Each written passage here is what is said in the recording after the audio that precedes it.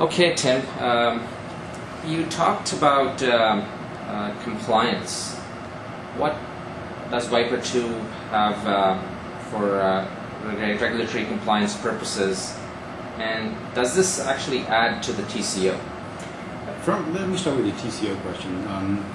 I don't believe it does. In fact, what we're trying to do is give out more information and better control on the information, but in a way that's going to give you lower cost by allowing you to centralize it, and even then within the database, hopefully lower some of the costs of what you're having to do there.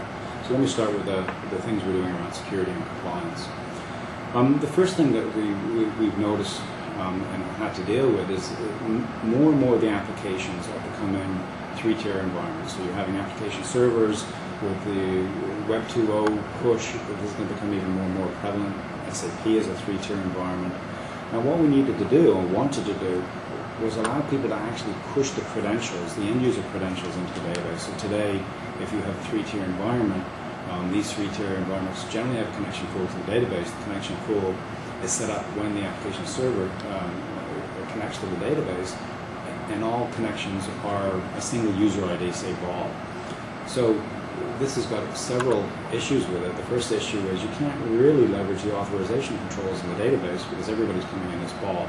Now you could have potentially pushed your end-user credential management down into the database through the connection pool, but the problem is the connection pool is based on a transaction boundary. So every time you started a transaction, you would have had to actually re-authenticate the users to ensure that they are who they said they are, and that was going to increase your transaction costs greatly. So people wouldn't go down that path. So what we've introduced is the concept of a trust relationship between the database and the application server. So you can actually define, via DDL, a trust relationship between yourself and an application server. I won't go into how you do this, but the general concept is you're trusting that the application server knows the user it's sending you. So it can actually quickly switch the user so you can actually get the actual user and authorization ID down into the database. Now, once we've done that, we actually start leveraging the authorization control in the database more. We wanted to enhance how you set up your authorization control. So we've actually pushed the concept of database roles into the engine. We had groups before, so you could group authorizations at a group level, but there was some limitations around groups. So what we wanted to do is introduce the concept of a role, which is a database object, and allow you to group privileges to a role. And you can actually map to a role based on the user ID, now that you can get the user IDs easily into the system. Finally, and this again ties back to the credential management, more and more people want to audit what's going on in the system. Now, you couldn't audit what's going on in the system if everybody's coming in as Bob, or a large community exec's coming in as Bob. So now you've got the capability of pushing the ID down. We're actually going to push more into the audit log, so we'll allow you to actually audit very easily what SQL statements are coming in, what compilation environment input values, so you can actually see what people are doing against the database. But we'll also allow you to filter the audit, so you can filter it, or you can audit on an object level, or for a user, or a set of users, or role, or one of these trusted contexts. So we've actually provided quite a lot of capability in pushing down credential management into the database and doing audit and authorization control. From a TCO perspective, we're making one fairly big change in the engine, and that's to move from a process-based model on Unix and Linux to a thread-based model. We've been threaded on the Windows platform since we first released the Windows product back in the early to mid-90s. Now what this capability is going to allow us to do is from a memory management perspective, when you set up DB2 now, you can specify one value, and that value is how much memory do you want DB2 to use. Now, that value can either be a hard fixed value, and we'll manage within that value, or you can set it to automatic, so we'll start out with that, and then as the workload changes, we'll either take more memory from the kernel or give it back. So it greatly reduces the amount of time you have to spend on memory management within the product. We're also seeing good benefits from a scalability and memory usage perspective with the threading model as well. The next item is from an HA perspective. We're actually doing a lot more to integrate DB2 with some cluster HA capabilities. So you can install DB2 and out of the box set and configure DB2 so it has automatic HA. This is not only for failover within the HA area, but also to automate out the takeover for HADR primaries and secondaries. And this is all done with DB2 configuration, so you don't have to deal with cluster managers. From a deployment perspective, we've actually added some items to to ease the deployment costs and the lifecycle management costs of DB2. Probably the biggest one here is we're actually going to allow you to install DB2 without using a root ID. So you can actually install and manage DB2 without root. Those are all great features. One other area that you talked about was enhancements in the application enablement area. Can you tell us a little bit more about that? Definitely. I'm going to start with a non-obvious one. I'm going to start with Unicode. So why is Unicode tie to applications? Well, if you look at today, Java, .NET, the applications are all moving to run in Unicode. So they run in UCS2, some level of UTF-8.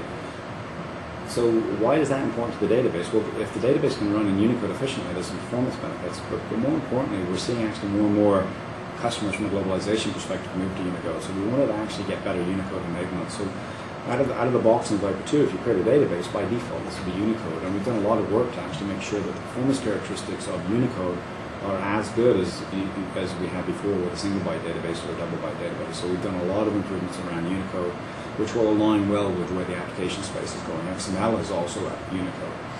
From an XML perspective, there's just a continued push on more. So more publishing capabilities for XML, more tooling and utility support for XML. So we're going to be having replication support for XML. We'll be having load support for XML. And we're also going to be putting some more capabilities around schema evolution. So one of the benefits of XML is how easy it is to evolve your schema. So we're putting more tooling in place that allows you to actually manage the schemas, to validate your schemas, to look at the documents where we're specifically inserted for specific schemas, and tooling on ensuring that your schema is upwardly compatible as you evolve it. Finally, we're adding more capabilities around subdocument update. So just continuing to push XML and drive down the value, drive down the cost of actually what it takes to implement XML and improving your time to value. The next area is around optimistic locking. If we go back to the three-tier models, three-tier application models, .NET, etc. These models are using optimistic semantic more and more, so we wanted to build in some capabilities that gave much better native semantics around optimistic locking. So today you can do optimistic locking, but what you do at the database tier is you do a search to update operation, and you have a highly qualified where clause. So it's complex to build out this where clause, this performance characteristics.